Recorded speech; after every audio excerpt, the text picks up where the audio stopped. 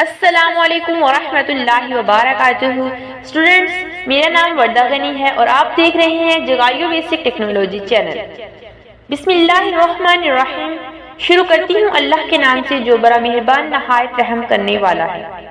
Welcome تمام students کو جگائیو basic technology channel کی طرف سے۔ تو آج کا جو ہمارا لیکچر ہے وہ لیکچر ویب ڈیولپمنٹ کا لیکچر نمبر 18 اور CSS کا لیکچر نمبر 5 ہے۔ آج کے لیکچر میں ہم نے دیکھنا ہے کہ سلیکٹرز کیا ہوتا ہے اور CSS میں کتنے سلیکٹرز یوز کیے جاتے ہیں، کتنی ٹائپ کے۔ بیسیکلی اب تک جو بھی سلیکٹرز پڑھتے آئے ہیں وہ یہی ہے کہ ہیڈنگ ہم کسی بھی ایلیمنٹ کا نیم دیتے تھے، جیسے ہیڈنگ 1 پیراگراف کا اگر ہے تو پھر P لگا کر ہم ساتھ میں پراپرٹی دے دیتے تھے اور پراپرٹی کی ویلیو دے دیتے تھے۔ لیکن آج ہم ڈیٹیل سے پڑھیں گے کہ سلیکٹر کتنی ٹائپ کے ہوتے ہیں۔ یہاں پر یہ پک میں آپ دیکھ رہے ہیں کہ ہمارے پاس 4 ٹائپ کے سلیکٹرز ہوتی ہیں۔ تو ان سارے سلیکٹرز کا CSS میں یوز ہوتا ہے۔ تو یہ جو ہمارے پاس پہلا سلیکٹر ہے یہ ہے یونیورسل سلیکٹر۔ تو یونیورسل سلیکٹر کو لکھا جاتا ہے جب بھی تو اسٹیرکس کا سائن لگا کر لکھا جاتا ہے۔ یہ جو سٹار آپ کو نظر آ رہا ہے اسے اسٹیرکس کہتے ہیں، اس کا سائن لگا کر یونیورسل سلیکٹر کا یوز کیا جاتا ہے۔ یونیورسل سلیکٹر کا مقصد یہ ہوتا ہے کہ اگر ہمارے پاس ایک ڈاکومنٹ ہے، ہم اس پورے ڈاکومنٹ پر ایک کلر اپلائی کروانا چاہتے ہیں تو یہ یونیورسل سلیکٹر یہی کام کرتا ہے کہ پورے ڈاکومنٹ پر اس کے اوپر جو چیز بھی ہوگی سارے کے سارے پر ایک ہی وہی سٹائل اپلائی کر دے گا۔ جیسا کہ ہم پریکٹس کرتے ہیں یہاں پر، یہ ہماری جو لاسٹ ٹائم ہم نے انڈیکس پیج پر کچھ کنٹینٹ لکھا تھا یہ وہی کا وہی ہے۔ CSS سٹائل میں ہم نے ساری جو چینجنگ تھی اسے ڈیل کر دیا، یہ ہمارے پاس بلینک پیج ہے۔ تو یہاں پر یہ دیکھیں ہمارے پاس یہ CSS کا لنک بھی ہے فائل کا۔ اوکے، CSS میں آتے ہیں، یہاں پر ہم ایک یونیورسل سلیکٹر کا یوز کرتے ہیں۔ ہم Ctrl+8 دبا کر Shift+8 دبا کر میں نے آپ سے مسٹیک کر دی، اوکے سوری، یہاں Shift+8 دبا کر ہم اسٹیرکس کا سائن لگا کر پھر ہم یہاں پر اپنی پراپرٹی دیں گے کہ کلر ہو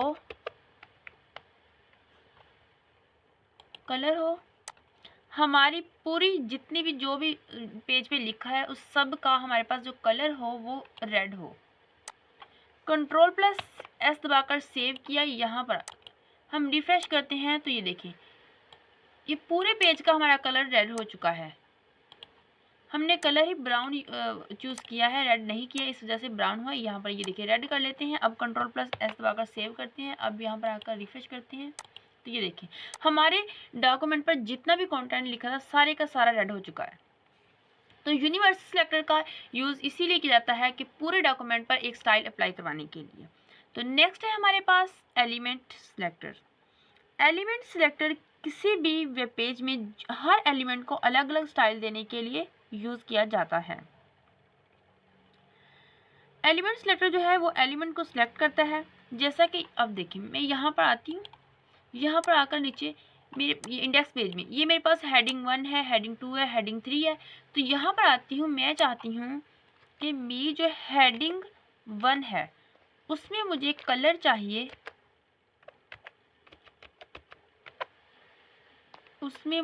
چاہیے، ہم یہ جو ایکوا کلر ہے یہ لے لیتے ہیں، ہم اس میں مجھے کلر چاہیے، ہم نے ایکوا کلر کو چوز کیا، اس کے بعد Ctrl+S دبا کر سیو کیا۔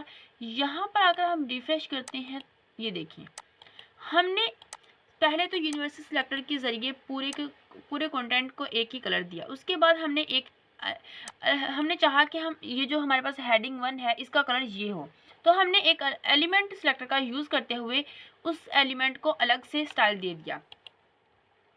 تو یہ دیکھیں یہاں پر ہم نے جو کلر دیا تھا وہ تمام کنٹینٹ کو دیا تھا، لیکن یہ بات یاد رکھنی ہے کہ CSS میں جو چینجنگز بعد میں کی جاتی ہے CSS اس کو زیادہ پرائیورٹی دیتا ہے، کیونکہ CSS میں پہلے جو چینجنگ کی ہوتی ہے وہ اسے نہیں پڑھتا بلکہ بعد میں کی ہوئی چینجنگ کو پڑھتا ہے، اس لیے آپ نے جو چینجنگ پہلے کی ہے وہ اپلائی نہیں ہوگی، لیکن جو بعد میں کی ہے وہ اپلائی ہوگی۔ तो अब हम आपको पता चल गया होगा कि यूनिवर्सल सिलेक्टर की मदद से हम पूरे डॉक्यूमेंट पर एक स्टाइल अप्लाई करवा सकते हैं, लेकिन एलिमेंट सिलेक्टर की मदद से हम हर एलिमेंट को अलग से सिलेक्ट करके उस पर उसका स्टाइल अप्लाई करवा सकते हैं।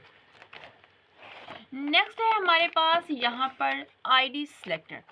तो आईडी सिलेक्टर को लिखने के लिए हम हैश का साइन लगाते हैं। ये पिक में आप देख रहे होंगे कि यहाँ पर लिखा है हैश माई आईडी, फिर आगे हमने उसकी प्रॉपर्टी देनी है और वैल्यू देनी है।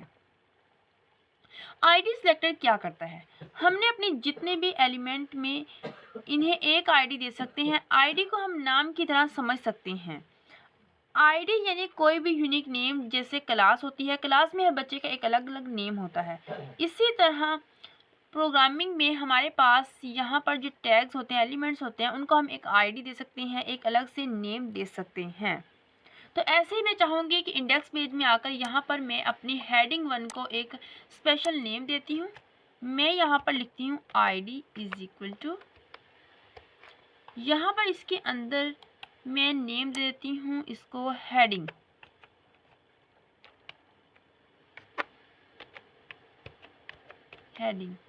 ये मैंने नेम दे दिया, कंट्रोल प्लस ऐसा करके सेव किया और CSS में आकर यहाँ पर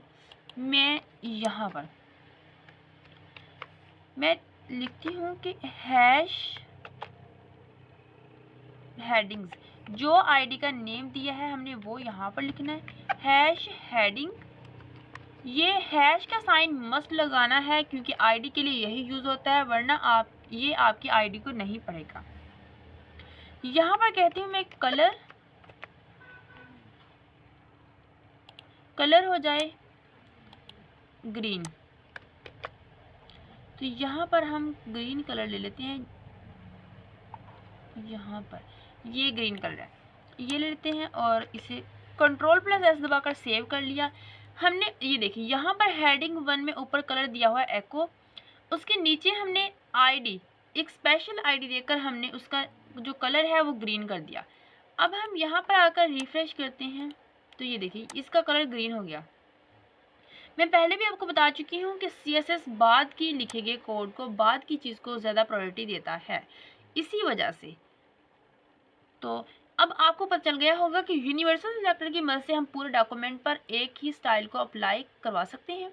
एलिमेंट के ज़रिए हम हर एलिमेंट को अलग से सिलेक्ट कर सकते हैं और आईडी के ज़रिए हम अपने हर एलिमेंट को, अगर हमारे पास काफ़ी सारे एलिमेंट्स हैं एक ही, जैसा कि हेडिंग 1 बहुत ही ज़्यादा हमारे पेज में बहुत ही ज़्यादा सारी जगह में, जैसा कि हेडिंग 1 हमारे पास 2 या 3 यूज़ की गई हैं, तो हम उनको एक अलग आईडी के ज़रिए एक अलग अलग नेम दे सकते हैं, फिर उनका अलग अलग से हम स्टाइल कर सकते हैं, अप्लाई करवा सकते हैं। तो जैसा कि मल्टीपल्स आईडीज़ होती हैं, जैसा कि ऐसे भी हो सकता है कि हमने हेडिंग 1 में, हेडिंग 2 में और हेडिंग 3 में एक ही कलर करवाना है। जैसा कि मेरे पास यहाँ पर हेडिंग 3 है और मैं चाहती हूँ कि मेरी हेडिंग 3 में भी जो कलर हो वो हेडिंग 1 वाला ही हो, तो हम इसके अंदर हेडिंग 3 के अंदर भी आकर यही हेडिंग दे सकते हैं। यानी मल्टीपल हेडिंग्स एक ही एलिमेंट में, मल्टीपल एलिमेंट्स में एक ही हेडिंग देकर हम इसे सिलेक्ट कर सकते हैं।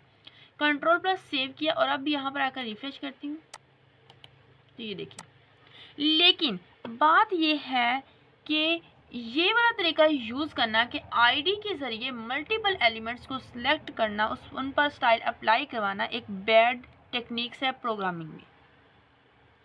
अगर हम मल्टीपल एलिमेंट पर एक ही स्टाइल लगाना चाहते हैं तो आप क्लास सिलेक्टर का इस्तेमाल कर सकते हैं। तो अब हम देखते हैं क्लास सिलेक्टर को। क्लास सिलेक्टर में आपने डॉट का यूज़ करना है, डॉट माई क्लास, इस तरह, जैसा कि मैं आपको प्रैक्टिकल करके दिखाती हूँ। यहाँ पर आते हैं, पहली सारी हम जितनी भी हमने लगाई थी उसे डेलीट कर देते हैं। ओके, यहाँ पर मैं लिखती हूँ इंडेक्स पेज में आकर, यहाँ पर ये जो मैंने आईडी लिखी है इसे मैं ख़त्म कर देती हूँ यहाँ से भी। तो हेडिंग 1 में मैं क्लास लगाती हूँ, अपनी क्लास इज इक्वल टू, इसके अंदर मैं नाम देती हूँ اس کے اندر میں ہیڈنگز ہی نام دے لیتی ہوں، ہیڈنگ۔ کنٹرول پلس ایس دبا کر سیو کیا اور یہاں پر آ کر میں لکھتی ہوں ڈاٹ ہیڈنگ، کیونکہ ہم نے اس کا نام ہیڈنگ ہی رکھا تھا۔ تو یہاں پر اس کے اندر اب ہم دیتے ہیں کلر، ہمارے پاس کا کلر بلیو ہو جائے۔ کنٹرول پلس ایس دبا کر سیو کیا اور اپنے پیج پر آ کر ریفریش کرتے ہیں تو یہ دیکھیں ہماری جو پہلی ہیڈنگ ہے اس کا کلر بلیو ہو چکا ہے۔ تو اب ہم چاہتے ہیں کہ جو ہم نے کلر ہیڈنگ 1 میں بلیو کیا ہے یہی کلر ہمارا ہیڈنگ 3 اور ہیڈنگ 2 میں آ جائے، تو ہم یہی والی جو آئی ڈی ہے یہاں سے کاپی کرتے ہیں اور ہیڈنگ 2 میں بھی دے دیتے ہیں اور ہیڈنگ 3 میں بھی۔ کنٹرول پلس ایس دبا کر سیو کیا اور اب یہاں پر آ کر ریفریش کرتے ہیں تو یہ دیکھیں ان کا بھی کلر بلیو ہو چکا ہے۔ تو ملٹیپل ایلیمنٹس کو ایک ہی سٹائل دینے کے لیے ہم آئی ڈی سلیکٹر کا یوز نہیں کریں گے کیونکہ یہ ایک بیڈ ٹیکنیکس ہے، بلکہ ہم کلاس سلیکٹر کا یوز کریں گے۔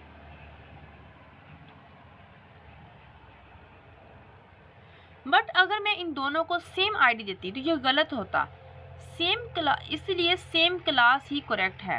تو جب بھی ہم ملٹیپل چیزوں کو سیم سٹائل دیتے ہیں تو کلاس سلیکٹر کا یوز کرتے ہیں۔ یہ ہمارے پاس جو ڈیفرنٹ سلیکٹرز تھے جن کو ہم یوز کرتے ہوئے اچھا سا سٹائل کر سکتے ہیں، بٹ ان میں سے کامن جو استعمال ہونے والے ہیں وہ I D selectors, class selectors اور ایلیمنٹ سلیکٹرز ہیں۔ تو اب آتے ہیں ہم جو بھی ہم نے بیسک پڑھا ہے ہم نے اس کو استعمال کرتے ہوئے ہم ایک پریکٹس سیٹ کو سولو کرتے ہیں۔ یہ ہے ہمارے پاس ایک پریکٹس سیٹ، اس میں ہمارے پاس 3 کوسچن دیے ہوئے ہیں، ان کو ہم نے سولو کرنا ہے، ہم نے جتنا بھی CSS سیکھا ہے اس کو دیکھتے ہوئے۔ تو ساتھ ساتھ میں بھی آپ کی ہیلپ کرتی جاؤں گی، تو آتے ہیں اور ان کو دیکھتے ہیں۔ سب سے پہلا جو ہمارے پاس کوسچن ہے پریکٹس سیٹ میں وہ یہ ہے کہ create a simple due with N I D box and some text content inside the due, set it's back ground colour to believe. تو اب یہ دیکھیں آپ یہ سوچ رہے ہیں کہ ہم نے تو ڈیو کا کوئی کنسیپٹ ہی نہیں پڑھا تو یہ ڈیو کہاں سے آ گیا، تو میں ہوں آپ کو ساتھ ساتھ بتانے والی۔ تو آتے ہیں اپنے اس سارے جو ہم نے لکھا ہے اس کو ختم کر دیتے ہیں، ہم سٹارٹنگ سے سٹارٹ کرتے ہیں اپنے اس پیج کی ساری سیٹنگز کو۔ CSS کے پیج کو بھی میں نے بلینک کر دیا، خالی کر دیا، اس کو بھی یہاں سے اس کو بھی میں ختم کر دیتی ہوں۔ تو اب میرے پاس ایک بلینک پیج ہے، کنٹرول پلس ایس دبا کر میں نے سیو کیا اور اپنے پیج کو اگر ریفریش کرتی ہوں یہ دیکھیں میرے پاس ایک بلینک پیج ہو گیا۔ سب سے پہلے میں ہم اپنے کوسچن نمبر 1 کے پہلے پارٹ کو سولو کرتے ہیں۔ یہ لکھا ہے create a simple due with N I D box. تو پہلے اس پارٹ کو ہم سولو کرتے ہیں، اپنے انڈیکس پیج پر آتے ہیں، یہاں پر آ کر آپ نے لکھنا ہے ایک ڈیو لینا ہے DIV ڈیو، اس کی آپ نے ایک آئی ڈی دینی ہے باکس، جیسا کہ انہوں نے ہمیں باکس کہا تو ہم نے اس کی I D box the. Okay تو اب ہم اسے کلوز کر دیتے ہیں۔ تو یہ دیکھیں ہمارے پاس ایک ڈیو آ چکا ہے جس کی آئی ڈی ہے باکس۔ تو ہم نے اسے بیسک میں لکھا، اگر آپ کے ویژول اسٹوڈیو میں VS کوڈ میں ایمٹ آلریڈی انسٹال ہے تو آپ اسے اس طرح بھی لکھ سکتے ہیں، جیسا کہ یہاں پر میں آتی ہوں، میں لکھتی ہوں کہ hash my I D, inter دباتی ہوں تو یہ دیکھیں میرے پاس ایک ڈیو کریٹ ہو چکی ہے جس کی آئی ڈی ہے مائی آئی ڈی۔ تو کلاس اگر آپ چوز کرنا چاہتے ہیں تو اس کے لیے بھی آپ ایسے کر سکتے ہیں کہ ڈاٹ مائی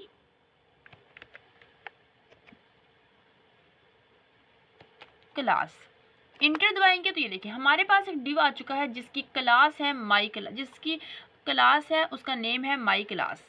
تو اسی طرح اگر آپ نے لینا ہے ڈیو جس کی آئی ڈی ہو باکس تو آپ یہاں پر لکھیں ہیش باکس، جیسے ہی انٹر دبائیں گے تو آپ کے پاس یہاں پر ایک ڈیو آ چکا ہے جس کی آئی ڈی ہے باکس۔ تو اگر آپ کے پاس ایمٹ آلریڈی انسٹال ہے تو آپ کے لیے بہت آسان ہے، آپ کو بیسک میں لکھنے کی کوئی ضرورت ہی نہیں ہے، اور اگر نہیں انسٹال تو کوئی بات نہیں، یہ کون سا مشکل کام ہے، یہ آپ کو دیکھتے ہی سمجھ آ گئی ہوگی، یہ بہت ہی آسان کام ہے، آپ لکھ سکتے ہیں جلدی سے۔ تو میں اسے جو میرے پاس ایکسٹرا چیزیں ہیں انہیں ڈل کر دیتی ہوں۔ ہمارے پاس اپنے کوشچن کا پہلا پارٹ سولو ہو چکا ہے، ہم نے ایک ڈیو لے لیا جس کا آئی ڈی ہے باکس۔ تو سیکنڈ پارٹ پر آتے ہیں، آگے ہے and some text content inside the due, کہ اپنے ڈیو کے اندر کچھ کنٹینٹ لکھیں۔ تو کنٹینٹ، تو ہم اب آتے ہیں اپنے ڈیو کے اوپر، یہ ہمارے پاس جو ڈیو تھا اس کا پہلا part due I D box ہو گیا۔ اب دوسرا پارٹ ہے کہ اس کے اندر کچھ کنٹینٹ لکھیں۔ تو کنٹینٹ لکھنے کے لیے ہم کچھ بھی لکھ سکتے ہیں، جیسا کہ میں یہاں پر لکھتی ہوں دس از مائی ڈیو، کنٹرول پر پلس ایس دبا کر سیو کیا، یہاں پر آ کر ریفریش کرتے ہیں تو یہ دیکھیں ہمارے پاس تھوڑا سا کنٹینٹ آ گیا، دس از مائی ڈیو، لیکن یہ بہت کم ہے، یہ نظر بھی نہیں آ رہا۔ تو اگر آپ اپنے پاس ایک رینڈم کچھ کنٹینٹ لینا چاہتے ہیں جس کا کوئی مقصد ہی نہیں ہے، صرف آپ اپنی پریکٹس کرنے کے لیے، تو یہاں پر ہمارے پاس ایک ہوتا ہے ورڈ LOREM لورم، تو اس ورڈ کو یوز کرتے ہوئے ہم تھوڑا سا کنٹینٹ جو رینڈم ہوتا ہے وہ لے سکتے ہیں۔ جیسے میں اس انٹر دباؤں گی تو میرے پاس یہ تھوڑا سا کنٹینٹ تھا جو آ چکا ہے، بہت سارا کنٹینٹ، یہ دیکھیے یہ آ چکا ہے۔ کنٹرول پلس ایس دبا کر سیو کیا اور یہاں پہ پیج پر آ کر ریفریش کرتی ہوں تو یہ دیکھیں ہمارے پاس یہ 2 لائنز کا کنٹینٹ آ چکا ہے۔ تو ہم نے اب اپنے کوشچن کے 2 پارٹس کو سولو کر لیا، پہلا تو ایک ڈیو لیا جس کا آئی ڈی تھی باکس، دوسرا اس کے اندر کچھ کنٹینٹ لکھ لیا۔ اب تیسرا ہے اس کا part set it's back ground colour to believe, کہ اس کا جو بیک گراؤنڈ کلر ہے وہ آپ سلیکٹ کریں بلیو۔ تو اب ہم آتے ہیں اس سٹائل کے اندر، یہاں پر آ کر ہم نے آئی ڈی کا جو نیم لکھا تھا وہی لکھنا ہے۔ تو ہم نے ہماری آئی ڈی تھی باکس، تو ہم یہاں پر لکھیں گے ہیش باکس۔ اب ہم اس کے اندر آ کر کلر دیں گے بلیو،